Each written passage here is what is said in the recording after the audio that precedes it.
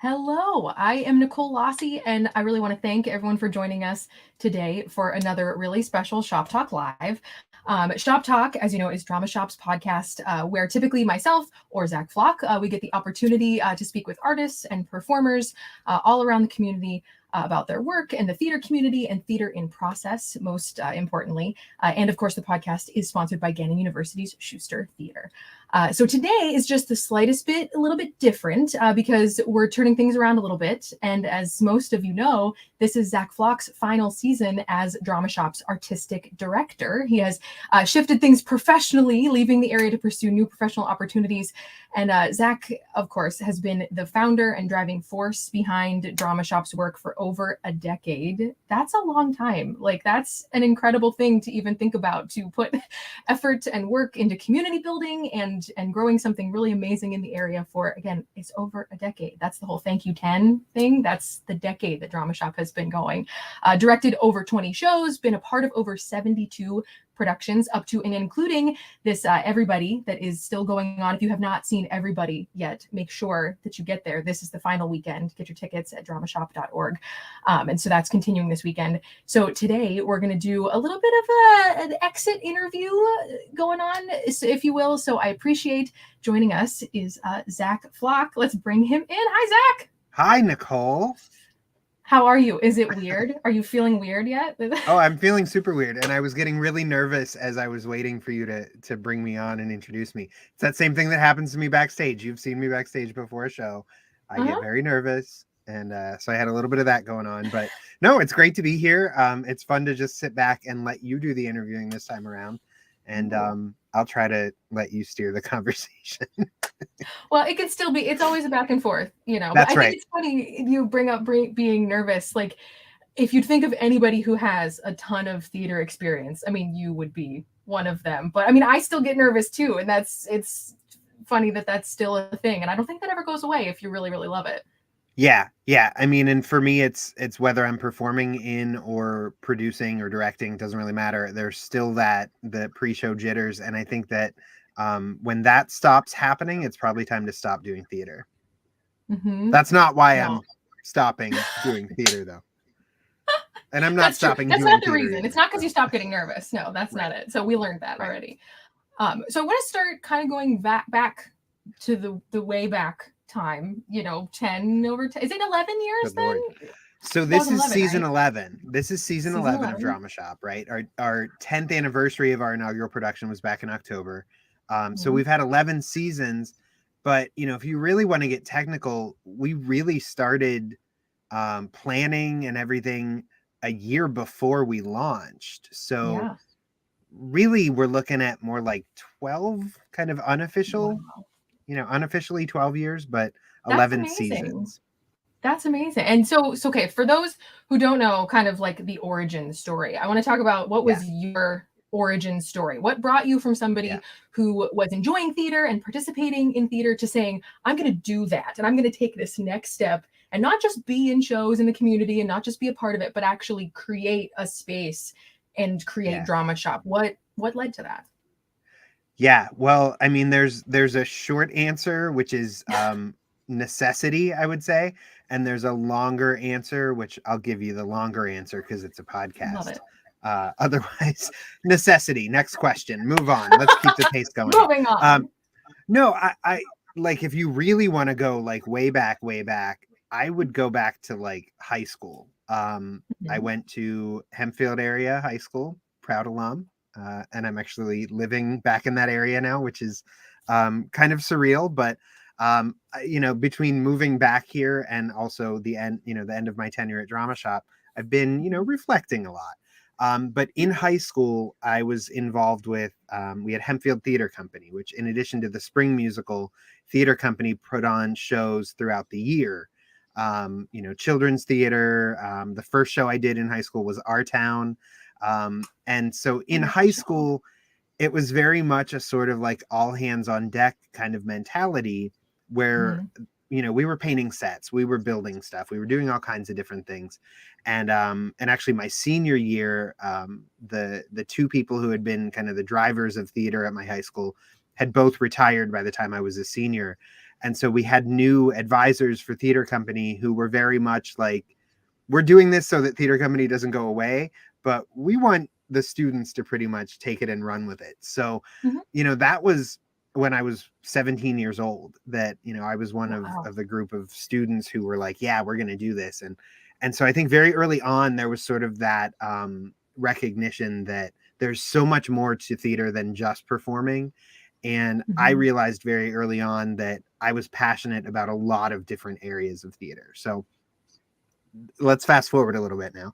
So, like many of us, then, senior year ends and I'm trying to decide, what do I want to do with my life? Right. That question we all face at an The incredibly existential young crisis age. that you have early. Yeah.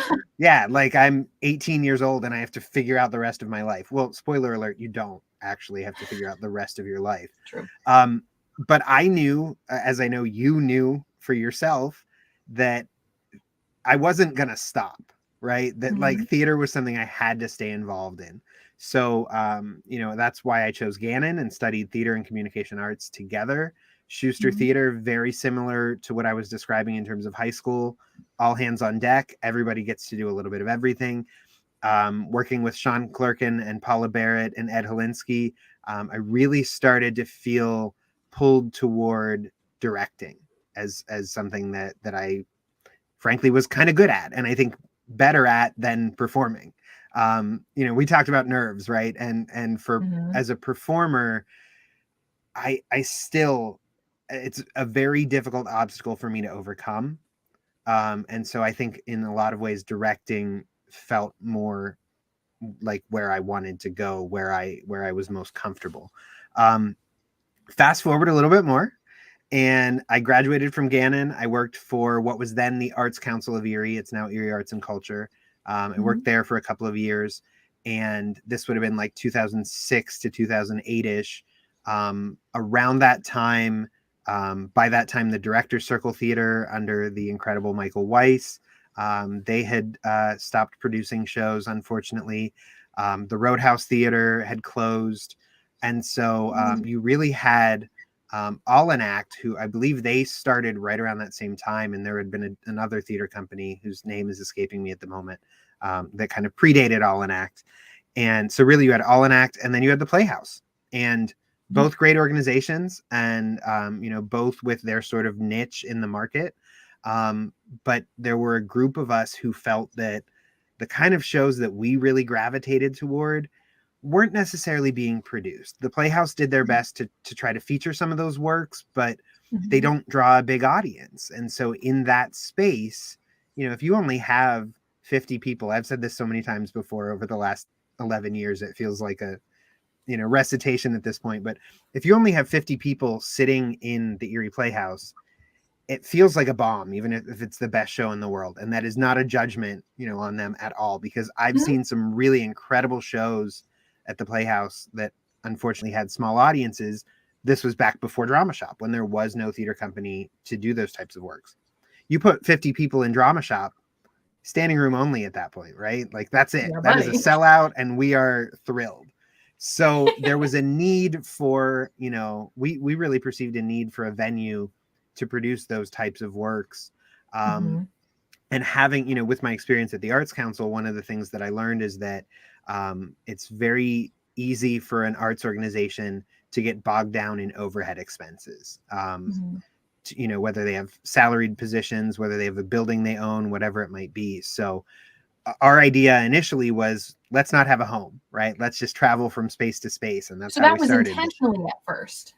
I don't It think I knew was. that.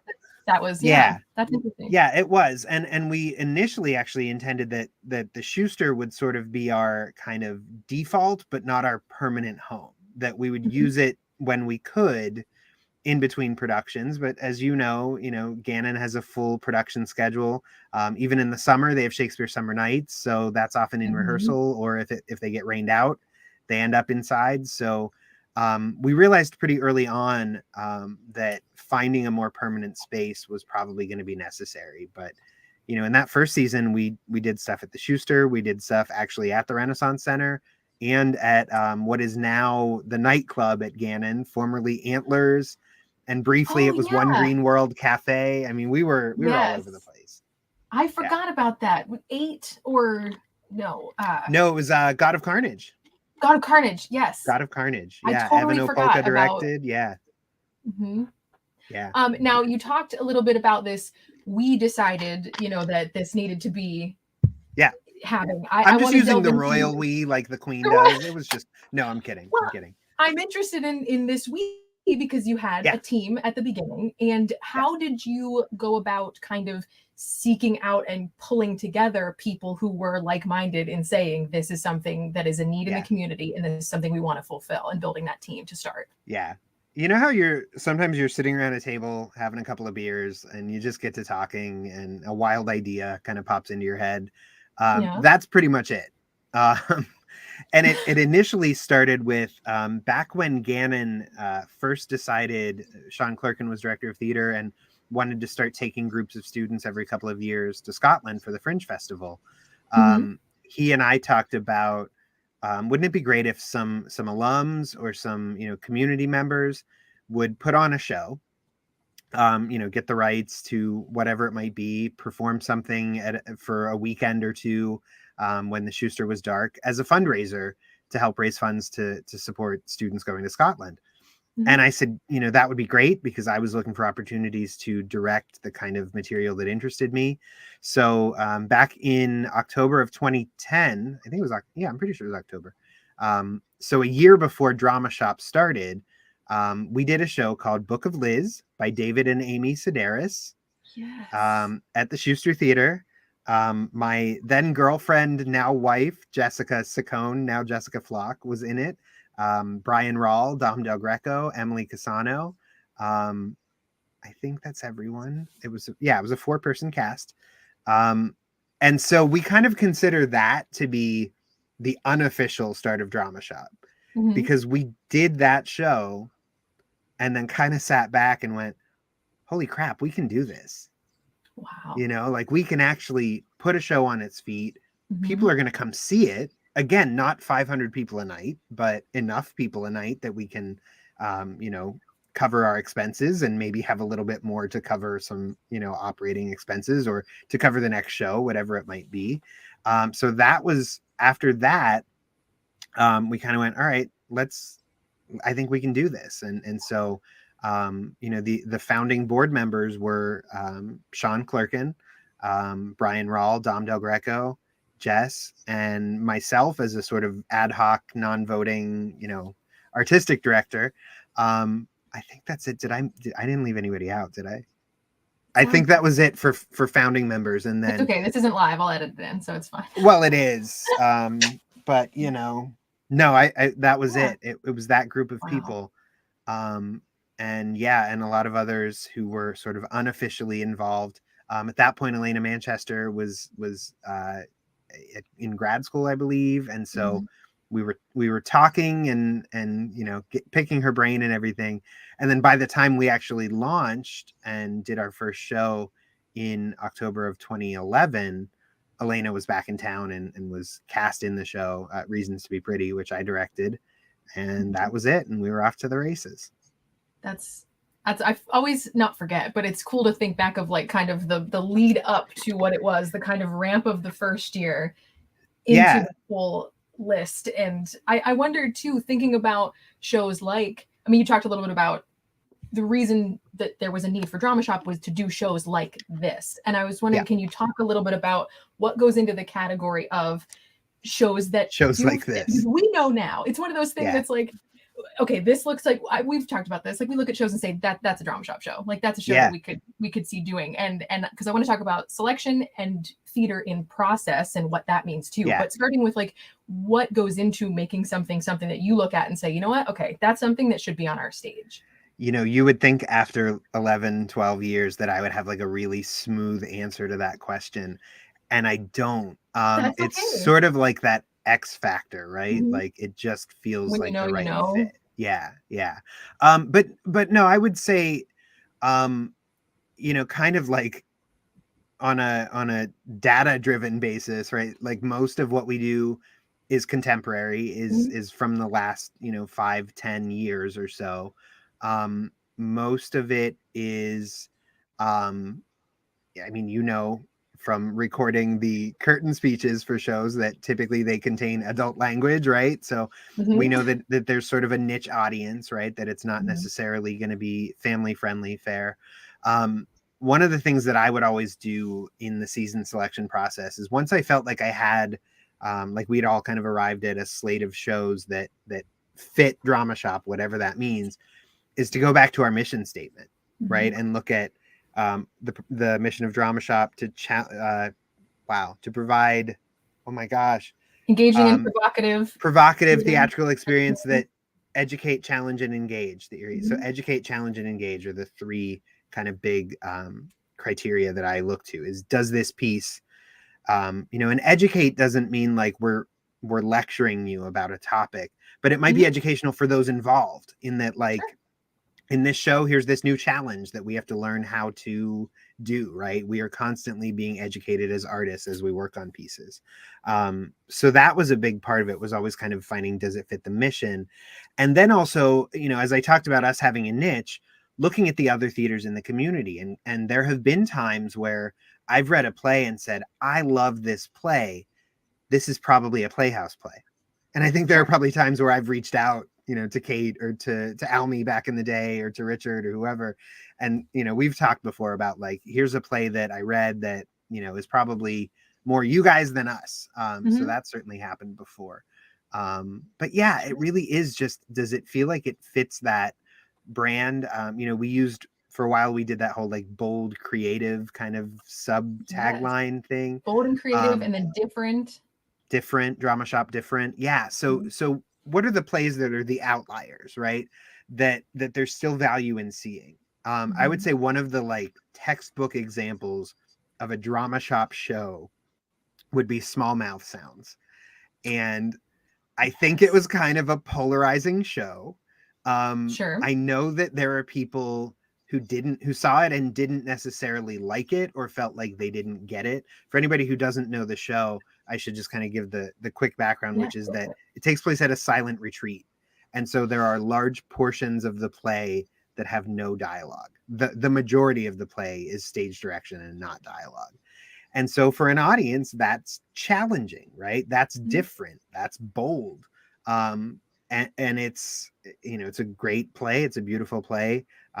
It happened to be produced at a time in my and Jess's life that was very challenging. And so when I watched it, I'm sobbing as I watched the one particular moment in the show. So hopefully shows that you can love it, you can hate it, but you're going to leave the theater having a conversation. For me, that was always what I enjoyed most as an audience member, is, going after a show to Jekyll and Hyde's or Cloud Nine or wherever, or even just the car ride home, and like picking apart the show, not because it was bad, right? But because good art leads to conversation, right? Bad art leads to conversation, right? That's that feedback loop that we learn as communication students, is such an important part of the process. And so even if you don't like the show, hopefully it got you talking and got you thinking. So that's a Drama Shop show.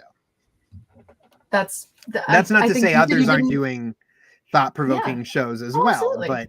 But for it to really feel like a Drama Shop show, it's got to have that element.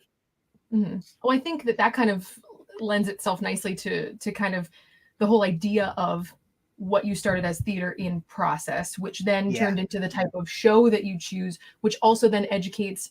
Can you talk a little bit about the move to kind of start offering things outside of theater productions? Like Drama Shop isn't just the productions of theater. I mean, not only is it the process of putting that together, but then it's the educational portions, it's the community outreach pieces. It's why was it important to go outside of just doing, lights on, do a show, lights out? What does that mean to you? Yeah, that's a great question. That goes back to the Gannon education, right? And to Sean Clerkin and Paula Barrett especially. And one of the things that I learned from them, as I'm sure you did as well, is that when you put in the work, the show is better for it, right? If you really, really put in the work.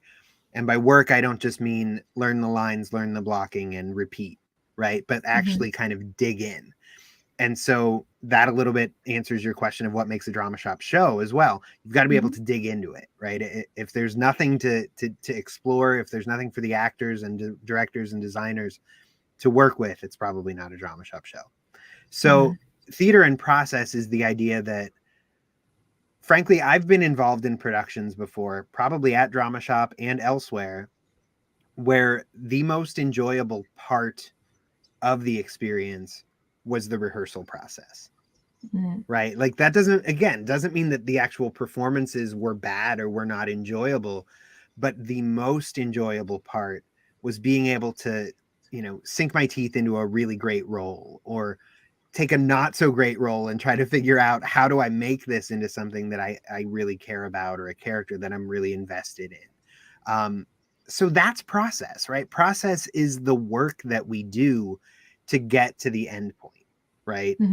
And sometimes the end point is a performance, a full performance with costumes and lights and scenery. Sometimes it's a staged reading with scripts in hand, where we let the words kind of do their own thing. But to your point, sometimes it's things that are not intended to be seen by an audience at all, and those would be things like lectures that we do, workshops that we do, the Drama Shop Book Club, which is something that I frankly have not been super involved with the past couple of years because I was busy producing shows. And so I didn't necessarily have time to read another play and talk about it. And I'm actually looking forward to being able to do that now. Yeah. But, reading a script and talking about it, that's process. So the theater in process tagline, it's not that we came up with it as a tagline first and then figured out how to reverse engineer it into how we operate. It was, this is the kind of company we want to operate. And as we kept talking about that back in 2010 and 2011, it kind of became this no-brainer where it was like, well, that's our tagline. Our tagline's got to have the word process in it, because we want to bake that into our identity, to the point now that it's literally baked into our logo, right? Like, you don't see the word Drama Shop without theater in process literally affixed to it. So I forgot. I don't know what your question was. Did I answer it? Maybe. I don't know. Yes, you did. I mean, you said you didn't have a good, simple answer for all of that, and that makes I don't have a good, simple answer for anything, Nicole. Hey, that's part of the process, and that's fine. That's right. That's right. So you mentioned too, process and what you get out of time out. I just want to point out, I know I'm derailing us and we're live. What did your chair move? I realized that I'm sitting next to my parents' house phone landline. Did it ring? I forgot landlines are a thing. No, but now that it's there, it's like Chekhov's phone. Like, I'm like waiting. It's gonna ring now that I'm aware of it at some point during the podcast, and I apologize in advance. So if I was cleverer, I would find the white pages and find that number. Not that I'm saying anyone watching should do that. But yeah, no. I'm looking to see if Jess is watching. She's not paying attention. She's in the other room, but there's a window looking into the other room, and I can see her, and I can tell that she's not watching the podcast. But that's okay. She can listen later on Spotify. She'll catch the edit. That's all. She won't. She won't. All part of the process. So every piece. I mean, if your husband did a podcast, would you listen to it? Probably not. You talk to him enough. Yeah. Do you want to know how I know my husband's not watching this right now, though? Because my husband is not even on social media of any kind. Right. So he has no the Facebook, Jared nothing. Lossie. I have to tell him everything that's going on, that we stream, even though social media is everything I do, but that's neither here nor there. Yeah. Right. So talking about the process of each piece that we do at Drama Shop is a little bit different, right? I mean, every play would be different than the process of putting together, book club, but it's making theater accessible to anybody at whatever their speed is, and I know it might not be possible to choose, because it might be like choosing a favorite, I was going to say kid or dog, but do you have a show? Well, okay, well, then this might not be that hard for you. I mean, not with my dog, but with a show. With a show, a show or like an event or a production or something that sticks out. This is a two-part question. One, do you have one that sticks out as your favorite over the last 10, 11, 12 years? Then I'll tell you what the second part is later. Oh, okay. We're doing this one part at a time. Yeah, just one part at a time. Don't want to be a distraction. So you're right that it is a little bit like picking your favorite child. And so maybe I'm I'm gonna give a complicated answer probably. Yeah. Well, I'll tell you what part 2 is, just so because they might be the Yeah. 2 different ones. I want to know, what is there a favorite, and is there one you learned the most from, good or bad? Good to know. So those are my 2 that I want to know. Okay. When you talk about favorite, could you break that down a little bit more? Like, could there be one favorite, that you comma? Okay, favorite. Give me some thing categories. You directed. Favorite one you directed. Favorite one I directed. Yeah, of the even 20. that. Like, all right. So that's very tricky because, like again, so I'm in this, leaving drama shop state and this very sort of reflecting a lot on things. And I get emotional more than my wife does. She makes fun of me for that, but we're different. We bring different things to our relationship. I was driving to work the other day, and I usually listen to podcasts on my way to work because I have a longer commute than my 3-minute Erie commute. But so I was listening to music rather than podcasts, just at random. And Telephone Wire from Fun Home came on. And I got super choked up because it was such a joy to direct that show. And joy might not be the right word, but it was very rewarding to direct that show. But more than that, it was less about having directed it and more about, I was thinking about the moment in the show where, Julie Lukahi plays adult Allison and is narrating the whole time. And there's this great moment leading into Telephone Wire where Ken Brundage, as the father, has been talking to Anna McJunkin as medium Allison, but then he directs a question to Julie, to adult Allison. And there's this switch where she realizes, pardon my language, oh shit, I'm in this now. I'm back and I'm living this moment. And as I was listening to Telephone Wire driving to work, I thought of that moment and the way that they played it. And I have goosebumps right now, and I think you do too. Like, it's just one of those moments that I was like, that, and that I can't take any credit for it either, because A, it's sort of in the script, and B, I really think even the way the blocking played out was kind of like happenstance, where we knew where they needed to get to, and we knew it preceded it, and then it just kind of happened, and it was just this like electric moment. And so yeah, that was a favorite memory for me that I thought about the other day. That's really beautiful. So that's one of 20 shows I directed. Yeah. Now, is there one that you were a performer in that was maybe a most memorable? Sure, but I didn't get to answer part 2 of your question. Oh, okay. We'll go back to that. Go ahead. Okay. Part 2 was how did you phrase it? Like, rewarding, what was one production you were part of that you learned the most from, whether it was a hard lesson, or whether it was something, hey, we're doing this really right, or something that you walked away and feel like I really learned from this experience and gave me something? I'm gonna cheat, and I'm gonna say there are 2, well, really 3, because one is a 2-parter. Angels in America, for sure. That was, I think, our 4th season. That's a lot of nerve. Was it really? Oh my gosh, yes, it was, because I couldn't do part 2 because it was Little Mermaid, and that was in 2015. Yeah, it was very, like, in hindsight, we were very green. Angels in America is also the first show that I wrote and recorded light cues for. So prior to Angels in America, we weren't even running shows that had recorded light cues. And we're like, we'll do Angels in America. And actually, I think that season started with Bloody Bloody Andrew Jackson, included Waiting for Godot. Yeah, Waiting for Godot, Samuel Beckett, and part 1 of Angels in America were all in the same season. So you were starting to get a feel and get a little more bold that season, it feels like. A little too bold. I mean, we did it, and we did well. Yes. But even now, only 6 seasons later, if we were to do Angels in America over again, Anna, you should do Angels in America again. If we were to do Angels in America again, I would feel like vastly different in terms of my level of confidence, just the ability to pull off a show like that. So I think at the time we were like, we want to show people we can do this. And we did.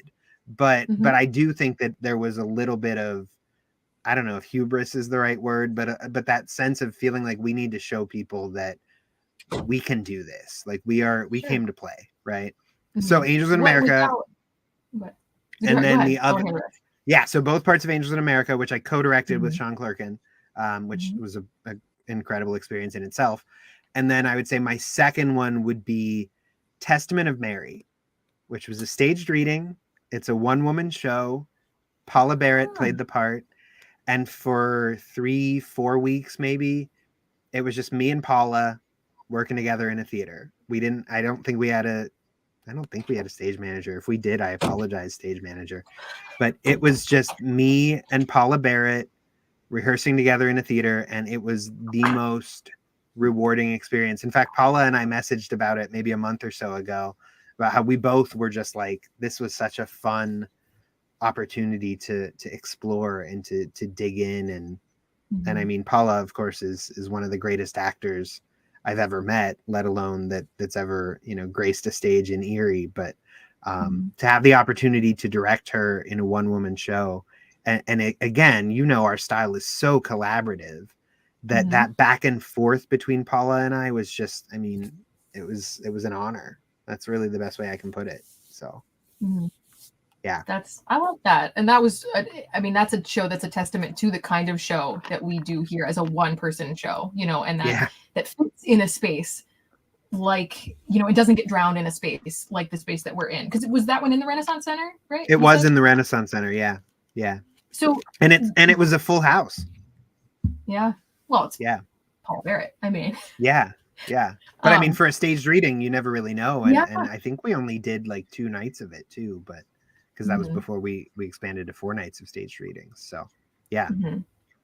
So it's talking of growing with, you just said like we used to only do 2 nights of that, and now we do 4. And I mean, for like everybody, we used to only do 2 weekends or 1 weekend, and now we're doing 3 weekends. I mean, Yeah. I want to think about the movement of the space a little bit. Like we weren't always in the current space of the Renaissance Center. You said that it was Right. used to be, maybe it was a traveling idea. How did we end up at the Renaissance Center and stay there and have that Yeah. become, how did like the process of what the goal was with Dramashop go from being a traveling theater to us saying like, all right, you know what, we're taking up residence here and this is where our home base is going to be? What does that look Right. like? I mean, like many things, it was kind of accidental. Um, it was Some of it the was best things are. yeah, I mean, my dream was always, and still kind of is, I would love for Drama Shop to ultimately maybe end up in some like really cool industrial space. I mean, the name is Mhm. Drama Shop, right? Like there's that idea of process of work, but also Mhm. that sort of experimental factory kind of, I know association. some So people who own an auto shop in Erie I that know we you could do. just flip at night to. Why have I never thought of this? Well, but they still have an auto shop there, so they might have a problem with that. Well, in Um, the evening, that's all. Anyway, yeah, sorry. right, right. But no, it did kind of come out of this necessity, like I said, with the Schuster. I mean, it would have been great if they had multiple performing spaces there and we were able to do that. I think that would have been cool, but ultimately it didn't quite play out that way. But we still have a great, sort of working relationship and trade materials and all that kind of stuff. But no, so we bounced around a little bit. In season 2, I mean, we did a staged reading or two at PACA, but they were building their own theater program as well. So again, Mhm. only so many people can occupy one space at a time, right? And also actually in season 1, as I said, we did a show at the Renaissance Center. It was the director's circle had already moved out a few years prior, and so they had a theater space that was sitting empty, and so we did a couple of things there. um, we Before we had a permanent lease there, I think the first show that we really built a substantial set for was Race, David Mamet's play Race. That was at Ah, the Renaissance Center. And then we wow. did a staged reading, I think 8 probably followed that, was at PACA right after that. But we had built the set for Race and we had nowhere to store it. So we reached out to the Renaissance Center folks and we were like, could we maybe keep stuff there until we figure out where we're going next? And they were Mhm. very, very generous and said, yeah, you can do that. That's fine.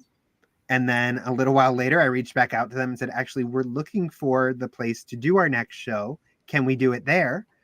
And they said, yeah, you have to pay, per show, rent it for the show, and that's fine. And then, as that show happened, and then I think we were looking at our next season and kind of going, where are we going to do this? Like, we want to keep growing. We want to do more productions. We want to build, more elaborate sets. The set for Pillow Man, actually, funny little side note, which was at the Schuster Theater. We built the set for the Pillow Man in the basement of Jess and my house on West 6th Street. And then loaded it into Bob Manchester's pickup truck and took it to the Schuster Theater and assembled it during Tech Week. And I believe your husband helped us assemble it. That sounds correct. That was the one with all the fences and stuff, right? Like there was fencing. And yep, it was a 3/4 setup. Yes. Yep. Oh, yeah. So I remember that show. I bring that up because, we realized, like, if we're going to keep building more elaborate sets, we can't just put them together during Tech Week. We can't build them in my basement and move them during Tech Week. Like, that's not really, that is untenable. So, we said to the Renaissance Center folks, like, look, we like the space. I'll be honest, I would have loved a black box theater, but it kind of just grew into our home. So then going into that next season, we signed a year-long lease with them and said, let's make this Dramashop. And I actually said at the board meeting the other night, which was my final board meeting as artistic director, I was here in Southwestern Pennsylvania on Zoom with the board back at the theater in Erie. And I could see the Dramashop logo on the wall and the posters on the wall. And I said to them, to me, one of the most exciting things is that Dramashop went from being a thing to being a place. And that is really exciting to me, that Dramashop is now a place, right? Look on Google Maps, you can find Dramashop.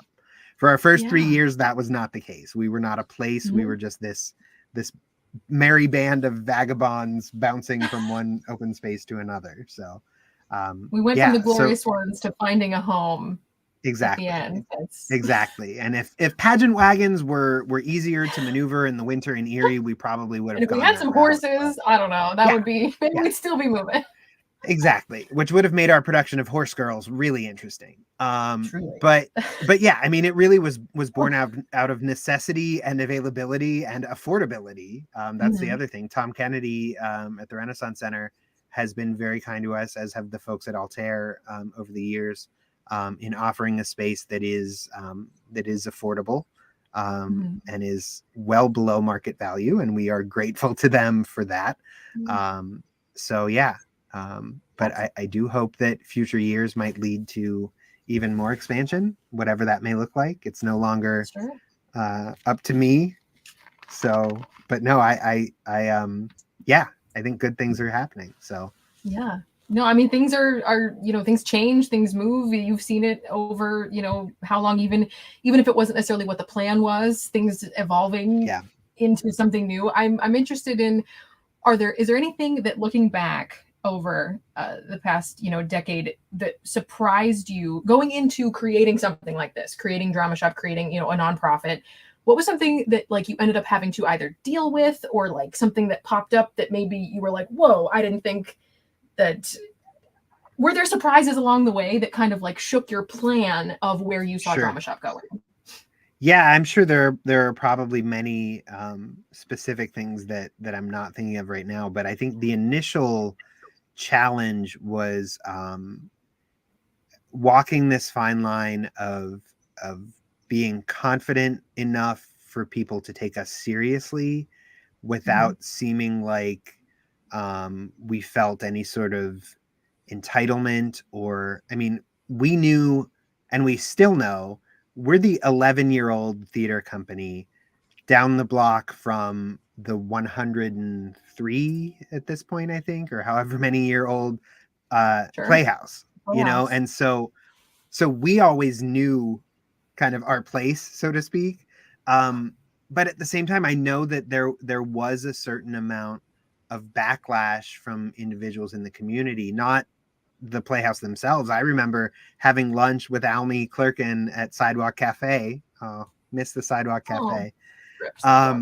but having a great, yeah, exactly. Having lunch with Almy and saying like, here's what we're thinking about doing. And I know Sean has already talked to you about this, but I just want to sit down and talk to you so that as executive director of the Playhouse, what we're intending to do. And she said, I get it. You're doing the stuff we can't. And you're not coming for us and we're not coming for you or anything like that. But I know that to a certain extent there was a perception in the community, and theater people like to talk and like to smack each other down occasionally. And so I think in our early seasons especially, there was a little bit of a feeling from some folks of like, who do they think they are? Especially most of us who were founding board members were not from Erie. We came to Erie for college and stuck around. And so I know there was a little bit of a feeling of like, who are they and what are they trying to do? And, I think it's a little more clear what we're trying to do and that it is something different than what the Playhouse and what others are doing. And that's a great thing for a community to have. Yeah. Well, how does it feel now to kind of have that kind of validation from the theater community, or does it, or what do you think about that? Yeah, my smart ass answer is exhausting, right? I'm just tired. Fair. But no, fair. It's bizarre. It's great. And again, I've been very introspective lately and thinking about, the past 11 years. Because it's not just leaving Dramashop. Jess and I, moved from the home where we got engaged, and so it's been an emotional time all around. But so I've been listening to, it's like when you're going through whatever you're going through in your life, like you find different meaning in the music you listen to and the shows you watch, whatever, right? So I'm literally painting a bedroom in the house we're in now, and Hamilton One Last Time comes on, and it's George Washington saying goodbye to the country. And I have no like delusions of grandeur or anything like that in terms of my place. But I mean, Hamilton is all about like a legacy, right? What is it that we leave behind? And so, I'm so happy and surprised and not surprised and all kinds of things about the fact that Dramashop will continue. I have no doubt about that we have gotten to a point really, and it's not just now, like we've been there for a few years now, where like there's a whole team, right? It takes a village. We've got, 15 people on the board. We've got 11 people on creative team. We've got dozens of people involved in each production and, audience members, donors. There's a whole community of folks. And I have no doubt that Dramashop's going to continue. So, but, I hear One Last Time come on and it makes me think of that. Or we talked about the Glorious Ones, right? Sean sang that beautiful ballad, I Was Here. That came up on my Spotify too. And that song is literally trying to kill you with emotion. Well, no, part of it is I do it to myself, Nicole, because I have a playlist. It's called Good Shit from Broadway Musicals. It's the songs that I like to sing along to, and that's one of them. But that song is literally about your art is the thing you leave behind, right? And so I'm proud to leave behind something that I think will far outlast me and you and all of us who are currently involved. Next season will be the first time that none of the founding board members are on the board. Wow. And, that's not scary to me, because you have board members who've been around for a while, like Matt Fuchs. You have new folks joining the board, some of whom have been involved with the organization for a number of years. So, there, to me, we're in a really solid footing. A little bit of inside baseball here. I had decided that before the job opportunity came up that ultimately took Jess and I out of the area, I had decided, we're in season 11 right now, that season 12 was going to be my last year. Wow. Didn't tell a lot of people that know yet. That? No, very few people knew that. And in fact, after the December Dramashop board meeting, I had a conversation with Matt Fuchs, who's president, and Ken Brundage, who's vice president. And I said, I want to let you guys know that I've been thinking about this, and I think that there's a good chance that season 12 will be my last season. I'll let you know by the next board meeting so that you can start the process of, figuring out how the transition will go and all that kind of stuff. And Ken Brundage very astutely asked, and they were sad to hear, all that kind of stuff. But then Ken said to me, is there any possibility that, not that he was wishing for it, but is there any possibility that it might end up being sooner? Like if the dream job comes along or, the right opportunity comes along, any possibility that it could be sooner? And I said, well, I think it's possible, but it's not very likely. That would have been December. And then I think it was end of January, beginning of February that I accepted an offer for a job down here. So we have and the whole thing for us manifesting this. Right. And the whole thing for us was that we had decided during COVID, like a lot of people, we kind of took stock of where we were in our lives, and neither Jess or I is from the Erie area, and we decided we wanted to be closer to family. So I am broadcasting from my dad's office in my parents' house, where we are currently living with my parents. So you don't get much closer to your family than that. But so we had made the decision that we wanted to do that. And then the job came along, and a year sooner than I thought. And we went for it. So, So it became a little bit of a hasty goodbye, but not for any reason other than, life is unpredictable. So Here we are. Well, with leaving, what do you hope your legacy is with Dramashop? What do you hope that somebody who saw a Dramashop show or participated in something with Dramashop under you as the artistic director, what do you hope that they walked away with and told people about? I hope, there are two parts to that. I answer every question in two parts. I hope that those who have seen or been involved with the show, that, back to that idea of being challenged or educated or whatever, I hope that they had a positive experience in that sense, that they were challenged, that they found the material rewarding, as an actor, as an audience member, whatever it might be. But kind of broadening out from that, I love Judy Stowe, and I think she'll be okay with me name checking her here.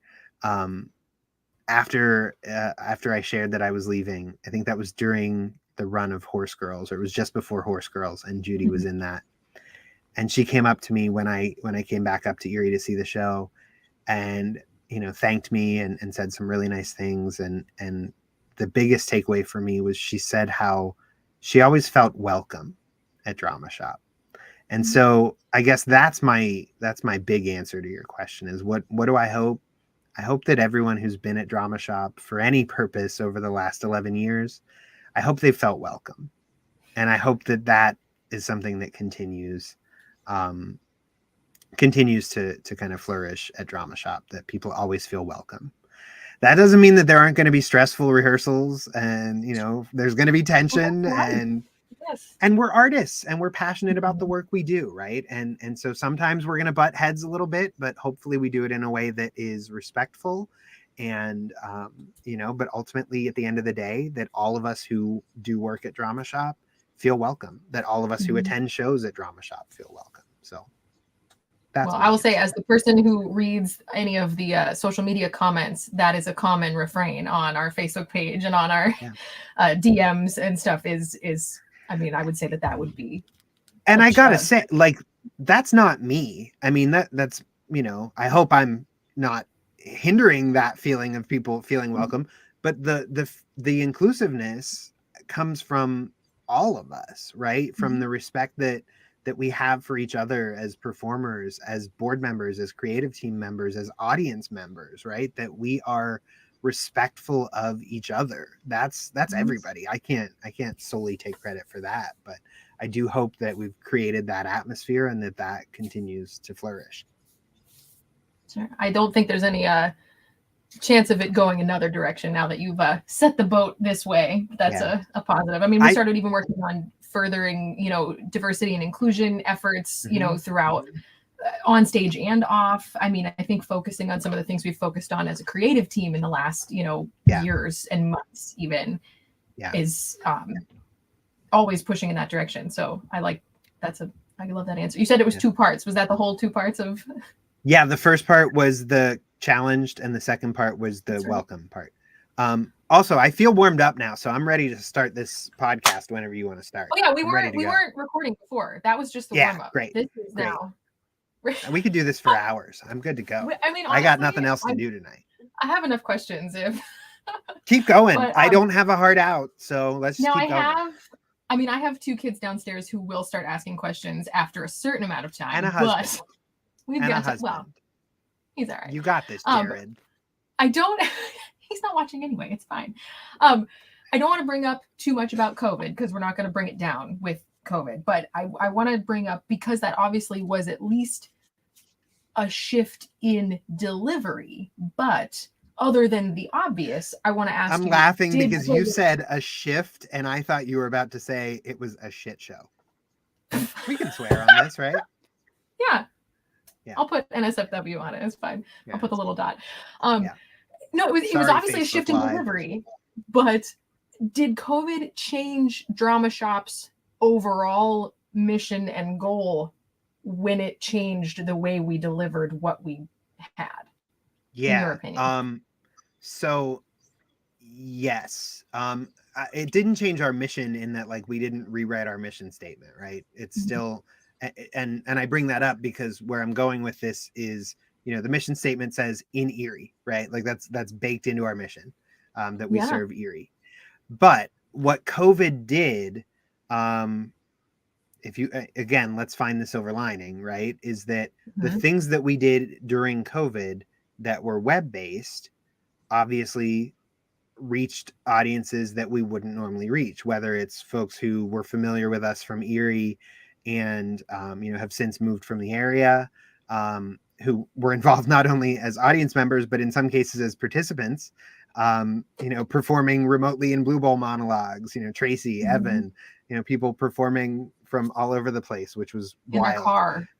In Nora in her car, actually in my driveway, because we had better Wi-Fi there. Or actually she was plugged in to the internet. We ran an Ethernet cable through the window of my house. There's a little behind the scenes bit for you. That's amazing.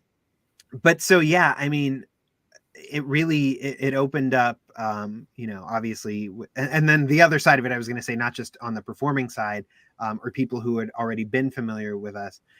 It opened us up to people who were not familiar with Dramashop.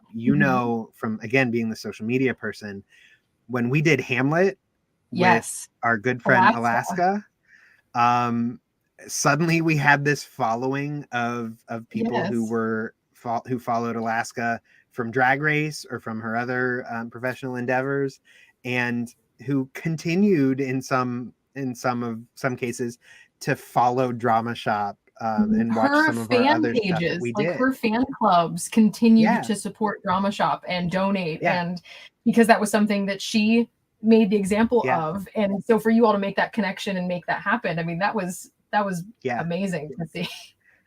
So, I mean, for me, like the question we always asked ourselves during COVID was like, if we're going to do something, why are we doing it? Right. We talked about that a lot on Creative Team, right? That it wasn't, we have no employees, right? None of us are dependent on Dramashop for our livelihood. So we could have, in March of 2020, we could have just stopped and resumed in October of 22 when we moved back into the theater, or whatever, there was nothing saying we had to keep going. But I think, like many people, we were all stuck at home initially, and all that kind of stuff, and there was never a feeling that like we have to keep going because the organization will die if we don't, or anything like that. Or we won't meet our financial obligations. It was more a sense of like, we can't not do theater. We can't not put on productions. When you were mid-production when it happened with Stop Kiss? No, it was Silent Sky. Brittany Lee was directing Silent Sky.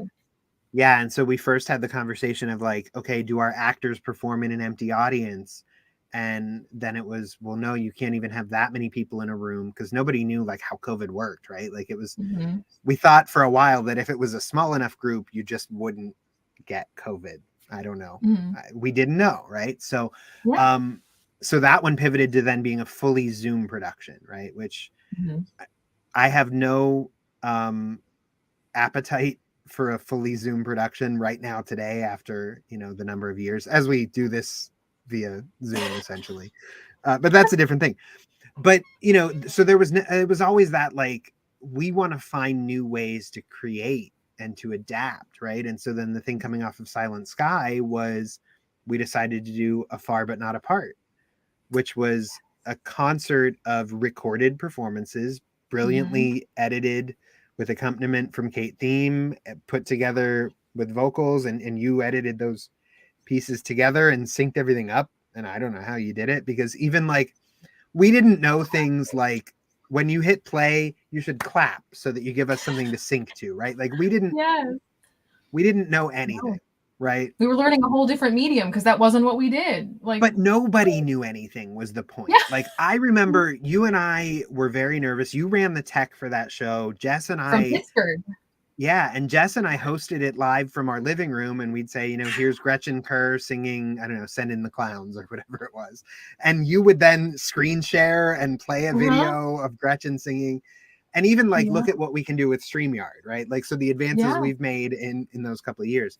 But I remember you and I being like kind of nervous about, I don't know if we can pull this off. And then there was the Sondheim birthday concert that started like 4 hours late. Do you remember that? Yes, and that made us go like, Farza started speaking, and then nobody could hear him. You could just see him being frustrated, and that I think made you and I both go like, well, if like the Broadway League or whoever it was that was producing that, if they run into those kind of issues and it's okay, if we run into those kind of issues, it's absolutely okay and probably expected. And it reminds people that this is live theater. This is what it is now, right? For that time being, that's what it became. And so I think what you and I mean, and you were very much a part of getting Dramashop through COVID. What you and I were very focused on, I think, was how do we get better each time, right? Because people are sick of talking heads in a Zoom show. And so what can we do that's safe, that fulfills our mission, that doesn't feel like a vanity project, that's not necessary, you know, and we evolved then to doing Pat and Kate's show live from Dramashop, right? They're married to each other. They can be on stage unmasked and sing together. And you have Mike Malthaner and Bob Martin accompanying them, masked and way upstage from a safe distance. You have Tony Gressley. I got into this habit now. I'm naming names and it's going to bite me in the ass. You have Tony Gressley running sound.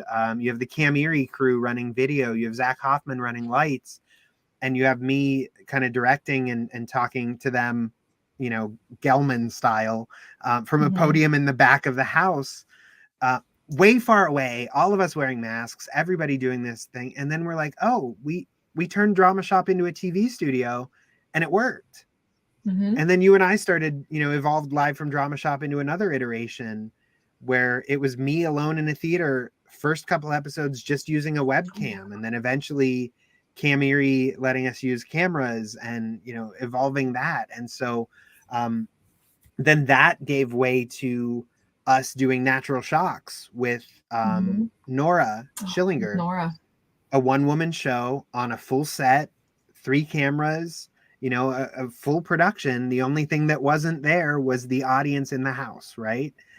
But we did a full live show. And to me, it was like, it felt like we were suddenly in the 1950s and the like early days of television when everything was live and they didn't record TV shows, and, you know, but we were doing this like drama from the stage, and it was exhilarating. I mean, that's really the best way I can put it. So that was a really long answer. You asked something about COVID. I don't know, but no, that was everything. I mean, and I don't want to make it sound like, yeah, COVID. I am certainly not pro COVID.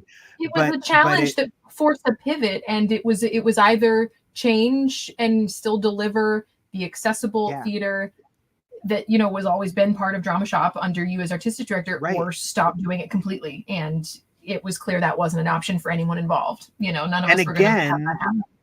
right. And again, not just me, lots of folks involved Sure. to make all of that happen.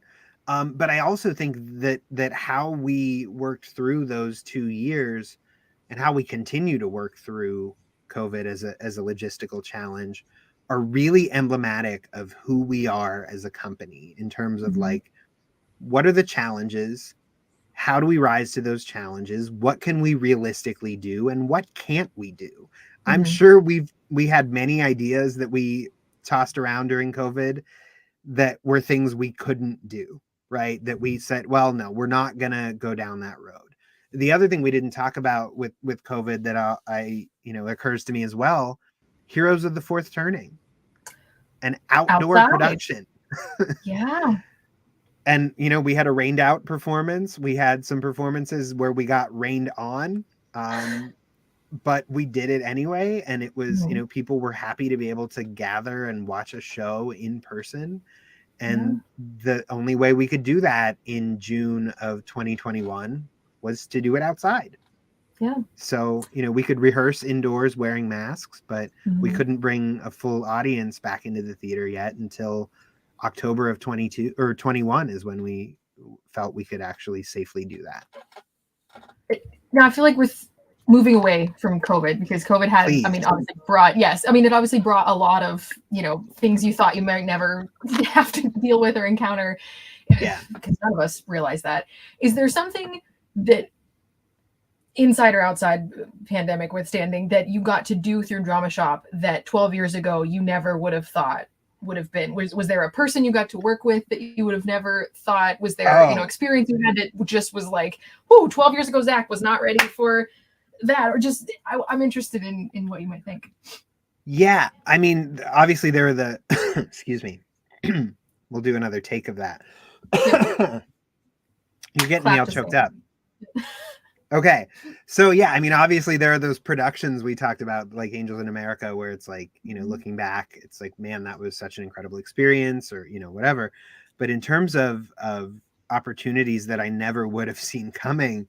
So when we started Live from Dramashop, the initial idea was like, let's bring on local, theater people and maybe some community people. The very first show we did was January, I think like the 16th of January, maybe. We did a test show. Do you remember the test show?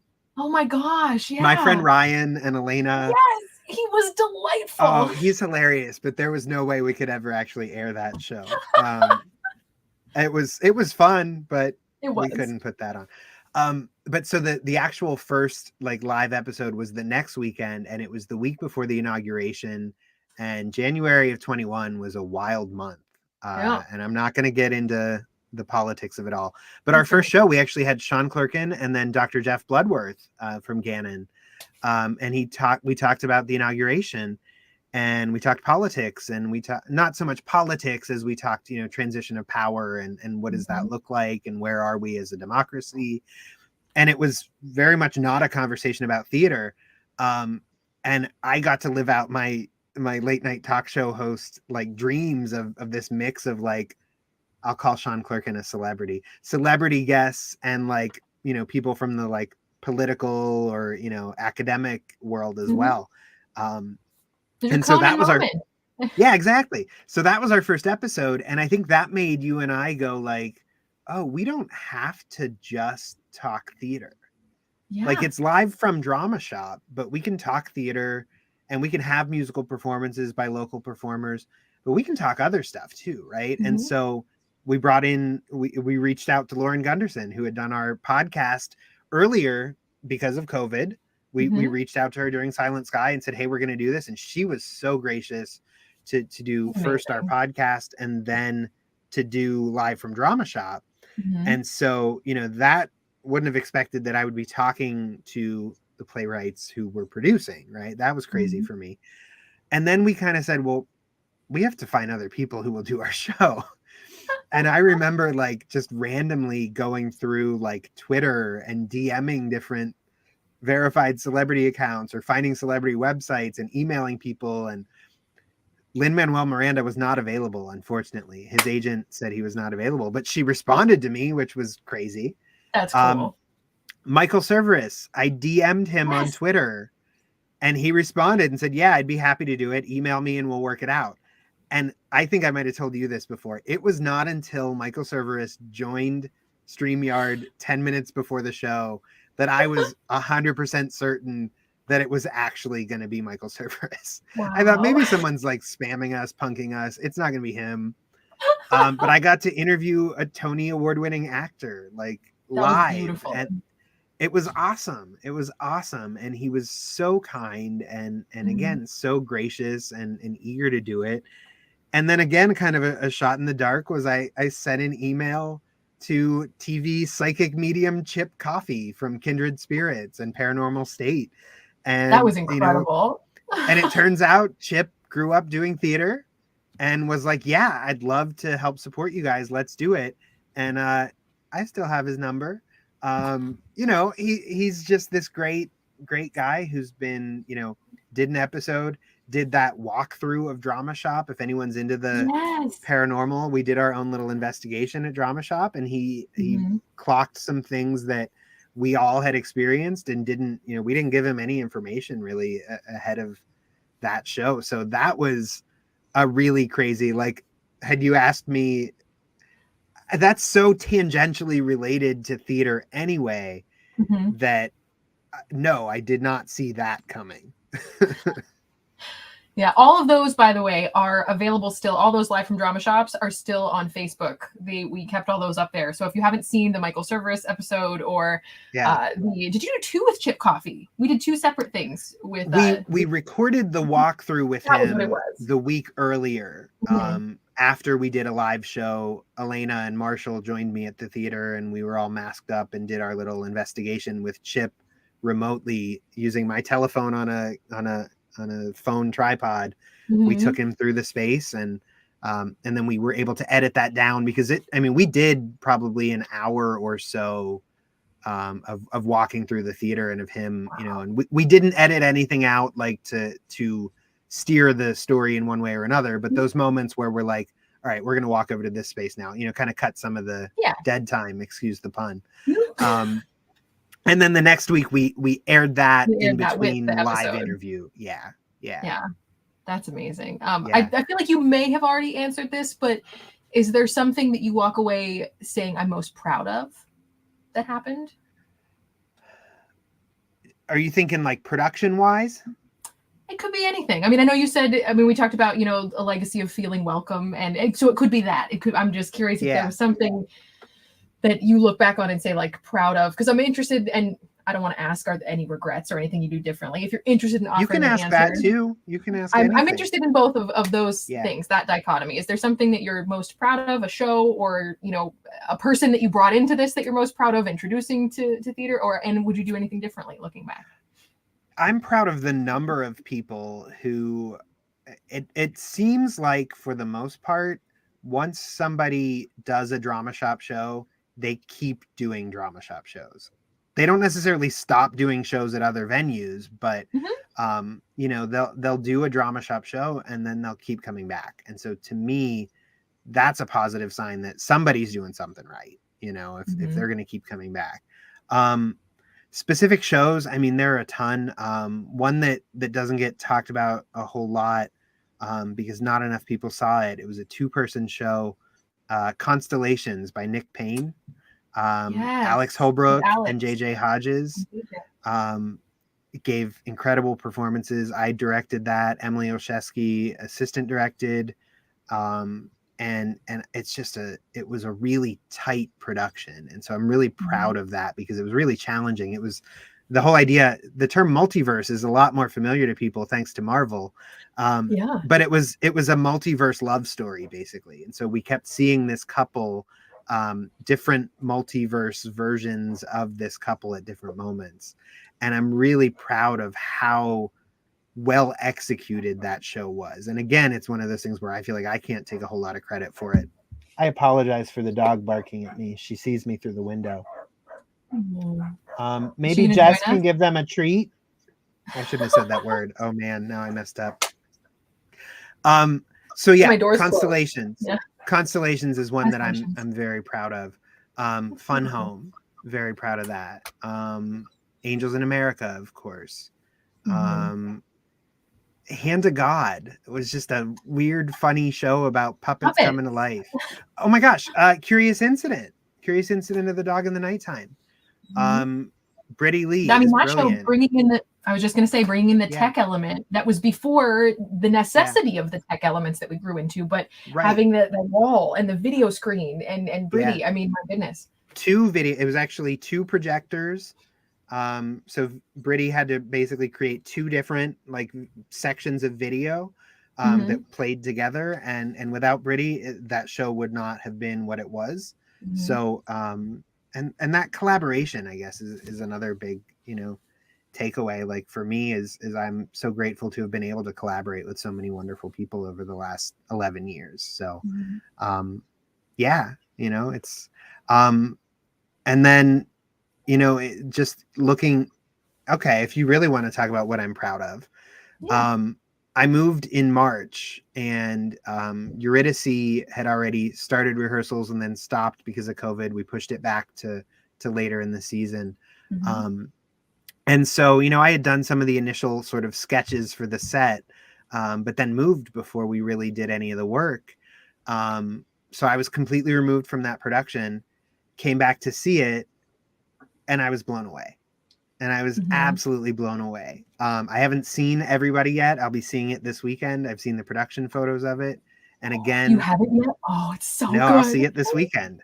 And again, I'm blown away by it and by what I'm hearing about Mhm. it. And I said to Anna McJunkin, who I have so much confidence in, even more so, now having seen what these last two productions have been, with her in many ways already having stepped into the role, even though she isn't officially artistic director until July 1st. Mhm. I'm really proud that, like, I said to her, those are drama shop shows. Like, I look at Mhm. those photos, I saw Eurydice, I had nothing to do with it, but it was a drama shop show. And the fact that drama shop shows exist separate from Zach Flock, like that Venn diagram no longer overlaps, and that's just fine, and that's exciting to see. Well, Nicole, I I think think you're that getting more emotional than me. I'm excited. It's nice. All right, well then go away from the happy emotional. What are your regrets? What do you wish you'd done differently? Is there anything that you would just have So changed? back during Pillow Man, we cast this young actress named Nicole Lossie, and we brought her into Yes. the Drama Shop family, and I've regretted it ever since. Worst day of your life. Yeah, worst day of my life. No, I mean, like I said, I'm thrilled that we did Angels in America. I think we did it really well. Um, but I wish we had executed it better than we did. And that's more on the technical side than anything Mhm. else. Um, it's such a powerful show that, like, you want it to be perfect, and like no show's going Mhm. to be perfect, right? But Mhm. um and again, I think we did a great job, and I think it ended up really well received by the community and everything like that. Mhm. um but I think of, if we were to do it again, just in what we've learned and what we've advanced in terms of our technology and that type of thing, our capacity to do a show like that, I think, is much stronger now than it was Mhm. then. So it's sort of like a soft regret, because we learned so much in that process that I don't I regret would doing agree. it. I mean, even think So about the rehearsals that I remember that we had of getting the timing right of the sound, of the lights and the sound when the angel appears at the end. Did you block that out? I feel like that was that face of no, I I don't want to talk remember about it. this, I but I blocked No, it no, out. no, no. I remember the stress of it, and I remember Yes. drilling it, right? I think you Mhm. ran lights, right? And I I ran did. sound. And in And addition to, rehearsing that almost like a choreographed piece because it was, and it yeah, was something that was yeah. new to us in Toronto. But do you remember that moment? Like, I want to talk about that moment for anyone who didn't see our production of Mhm. Angels in America. So we went with this maybe not fully realized execution, where the set design was intended to be reminiscent of Grand Central Station. Mhm. We could have executed it a little bit better with a little bit of details. We had talked at one point about above the doorways painting, like, what does it say in Grand Central? Like, two subway, two street, 2 tracks, like that kind of thing. Doing a little bit to make it a little more clear that that was our intention. But even without that, we kind of leaned into that sort of Grand Central idea. And so, the script calls for like a great rumbling noise, and it says, I think, like a rumbling like a train or something like that. Well, we decided, like, let's embrace that. And so when he's hearing noises, we hear the wings flapping, and then the lights go out, and we're pitch dark in the theater, and you hear the rumbling of a subway train pulling up to a station, and it's louder and louder and louder. And then the train pulls up and it stops, and you hear the brakes, and then silence, and then bam, loud crash, lights at full blast, Angel bursts through the wall. The wall didn't always burst the way that we wanted it to, because not only were you and I, not only did we have to be in sync, but I think every member, I've talked to Jess about this because she was in the cast, every member of the cast who wasn't on stage, which was all but 2, had some role in that tech moment of the walls falling down, of the angel wings raising up, of the screen dropping down. And so, yeah, we had to drill that. And I do think you and I saw the flaws, right? Because we drilled it so many times and we knew exactly what was supposed to happen. We knew what the plan was. So we could see what didn't go to plan. What didn't work, right? But it's still, every single night, I think, had that really powerful effect. And then Jess Annunziata has that great, greetings, prophet. What, I don't remember the exact line. I can hear it right now. And then again, blackout, end of part 1, right? Like just this really powerful moment. And it's like, yeah, that's like, we live and breathe in those moments, right? Like that's it. That's the thing right there. So I have no regrets, I guess. No regrets. I have a couple like last wrapping questions, but real quick, I want to jump over because there was a comment from Father Sean, since you were talking about him. I know him. You know that guy. At the risk of sounding paternal, I am so proud of you, Zach, and of Dramashop, and of Dramashop's carving its niche into regional theater. So you talked about that, breaking into a space where there was some theaters already, and then kind of making, a niche in an area. And I can't tell you how many people I've talked to where that is the takeaway of like, I found a place where they can still do shows at other places because we are, absolutely. There's no exclusivity clause. There's no like, hey, if you do a Dramashop show, you better not see ya over yonder. No, I mean, it's become some part of the theater community here that you've created something that people can be a part of, and it can give them I mean, I'm only going to be sentimental for just 1 second real quick, but I don't have all the time that I used to for theater. I mean, you know that. Yeah. And to give me, somebody who's in her mid-30s with 2 kids and a full-time job, but still loves doing theater, the space to do something like this and be a part of it is something really incredible. And I know everybody has their, reasons for participating and wanting to be a part of this, but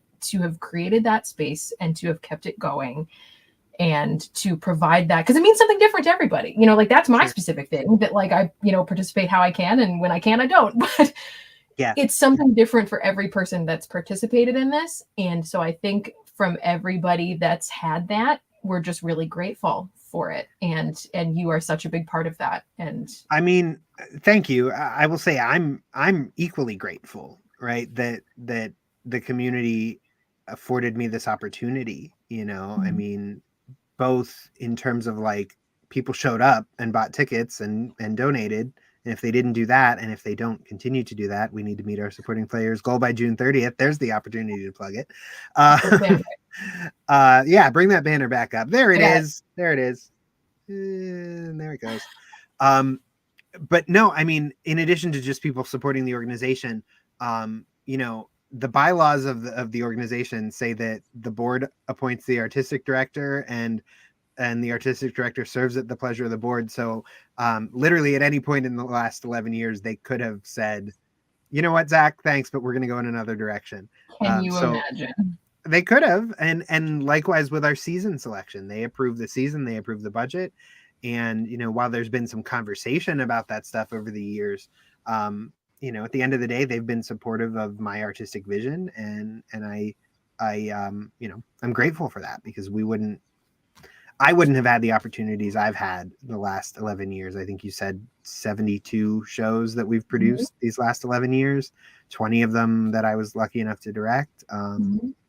But yeah, so And I do want to acknowledge Sean, because you read that really nice comment from him, and it did sound paternal, but he's old enough to be my father, so it's only fitting. That's fair. Sean and Paula are my theater parents. There's Mhm. no two ways around it. And so if not for them, there would be no Drama Shop. I mean, it's just that simple. Both their involvement with Drama Shop, but the education, the confidence, the advice, all of the Mhm. things that they've given me over the years and continue to give me. Mhm. Sean just texted me now, by the way. So, yeah. That's good. Yeah. That's good. Still giving advice, and we're still going to be coming to you for advice. So you're not planning on just disappearing into the night. And I hope that you are aware that we I'm are trying to, but you all weren't. No, I'm kidding. I'm kidding. Well, No, actually, I'm here. I am in my home podcast studio, state of the art, curtains and all. very nice. But no, that my plan is, our plan is that I will continue to do shop talk, Good. and actually I'll be able to do more of shop talk because I won't also be directing and producing shows. So yeah, I'm gonna That's hopefully stay excellent. involved in that capacity. But other than that, I mean, we're doing this on Facebook and YouTube live, Mhm. the eve of curtain call. Yes. And so, I'm not going to give any spoilers, but you and I know that Anna and others on creative team, with a little bit of advice from me, but not much, have put together an incredible slate. Yes. Um, and so, I'm really excited to see what you all do. And again, with what I've seen already with Horse Girls and Eurydice and everybody, like, you're good. You guys got this. I can't wait to come and see shows from time to time and check in and do podcasts where I can talk to people about the shows, not Yes. having already seen them, and all that kind of Mhm. stuff. So Absolutely. Well, yeah, you mentioned Anna, so I want to at least address the transition of power a little bit. yeah, yeah, What made Anna the right choice? Because I know that she is, and we all do, and we're very yeah, excited. What was that conversation like? What was that process like? Obviously, it's very personal to you.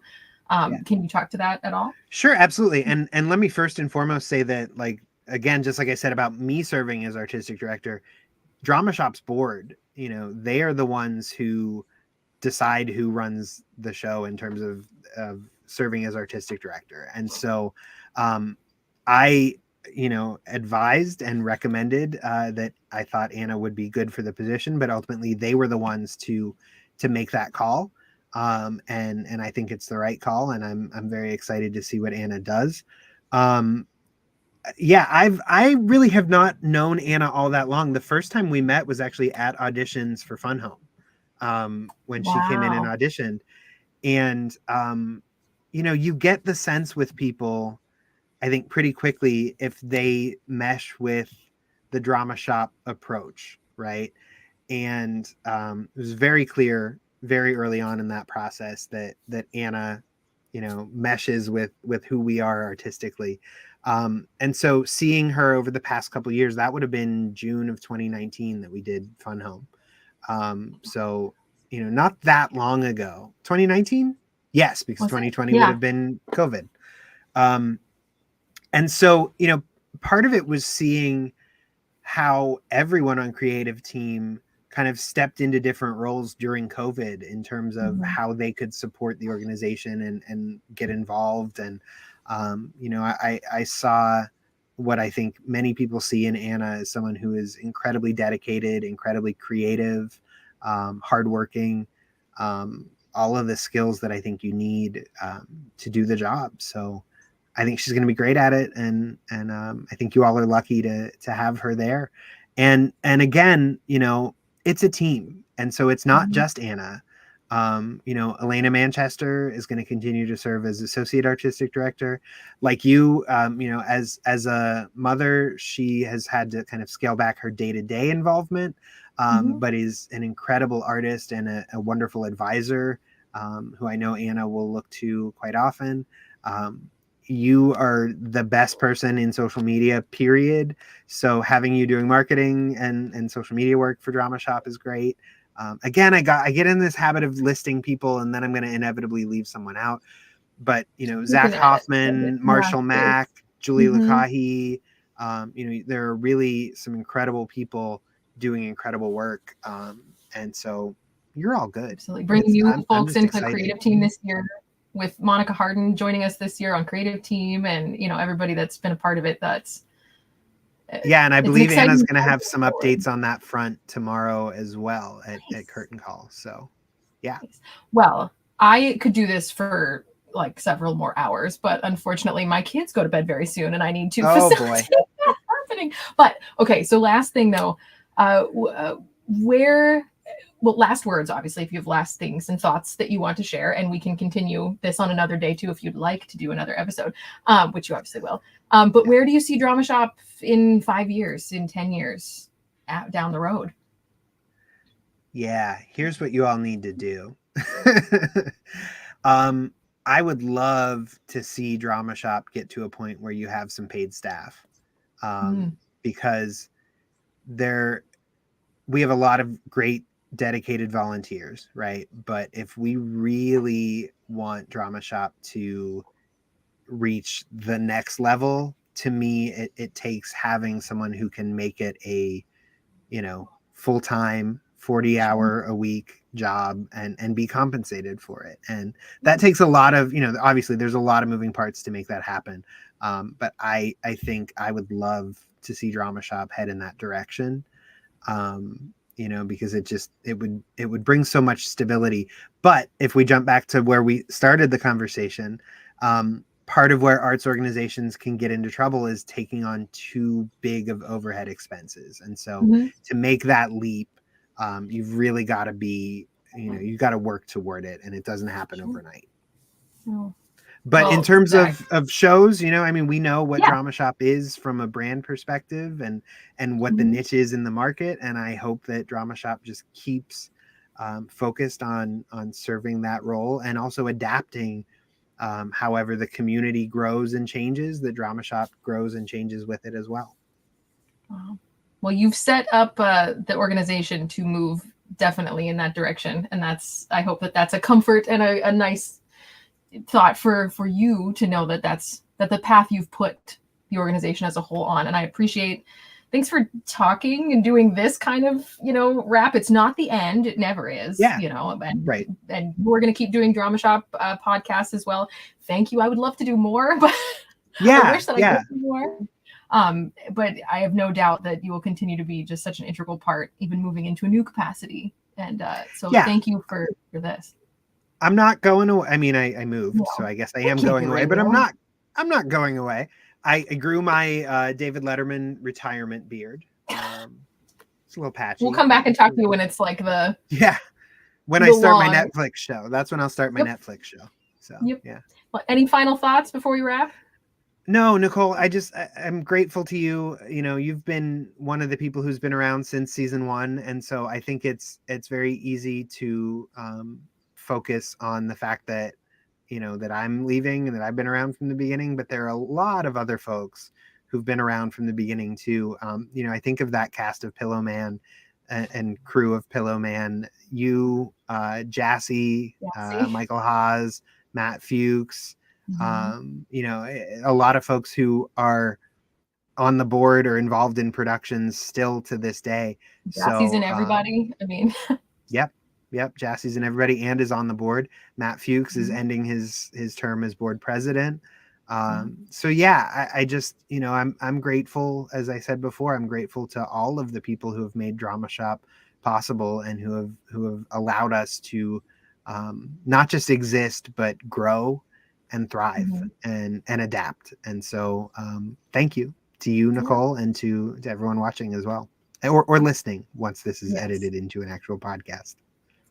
Well, I hope you feel all of that gratitude and thanks coming right back to you as well, because it certainly is well deserved. So, but so we will leave that there, at least for now, to be continued. If you haven't seen everybody, this weekend is the final weekend. Tomorrow, today's Wednesday. Starting Friday into the weekend, get your tickets at dramashop.org. Also, our Supporting Players Drive ends at the end of this month, and we still are a little over $2,000 to go towards our goal. And that is how we continue to do shows like this. That's how we continue to do all of our program because even though everybody is a volunteer, it also costs money to get the rights to things and to have secure the space and to do the things that you get to enjoy as Drama Shop patrons, which of course we appreciate you. So if you want to see more of those things, dramashop.org/donate. Yes. I want to mention supporting Players Drive. One of the many things that it's enabling us to do this year. My parting gift. I don't want to say that because that makes it sound like I'm paying for it and I'm not. But we are purchasing a second lighting truss. If you have seen our current productions, we do have 2 lighting trusses up right now, one in front of the stage and one on the backstage side. The one on the backstage side we have been renting from Grisey for the last 2 productions, but we need one of our own, and so we're buying one, and in order to pay for it, we've got to meet that supporting players goal. So if you need an incentive, if you need like a bricks and mortar thing, there it is, the actual lighting truss on the stage. In order to pay our bills, we need those donations. So yes, there's you will help create one that. last time shilling for donations. Hey, I like it. We can do donation watch tomorrow. Speaking of tomorrow is curtain call for the upcoming season, which that's crazy. It is at Drama Shop. It begins at 5 o'clock, and we will start revealing the next slate at 5:30. So if you're around, please be there. I'm going to try and work some magic so we can also stream it, but that also, it's more fun in person. So join us, since we can be and in I'll person be there. and be together. And Zach will be there. So if you really want to come, you should come and hug him. He loves to be hugged. So you should. Just kidding. Don't hug him. I didn't say it. But please join us tomorrow if you can. COVID weary, you know. You know what? That's fair enough. I'm still working my way back to. It's a process. Yeah, I'm going to stick with social distancing, but I'll be there. Well, then I will see you in person tomorrow, Zach. I will see hopefully more of you who are watching and listening tomorrow. If you're listening to this after the fact on the podcast, thank you so much. You can get the whole catalog on Spotify and Apple Podcasts, as well as our streams on Facebook. This Shop Talk live and otherwise is sponsored by the Gannon University's Schuster Theater. And that is where we will leave you for tonight. See everybody this weekend, and we will see you all soon. Thank you, Zach. We appreciate you. Thank you, Nicole. Goodbye.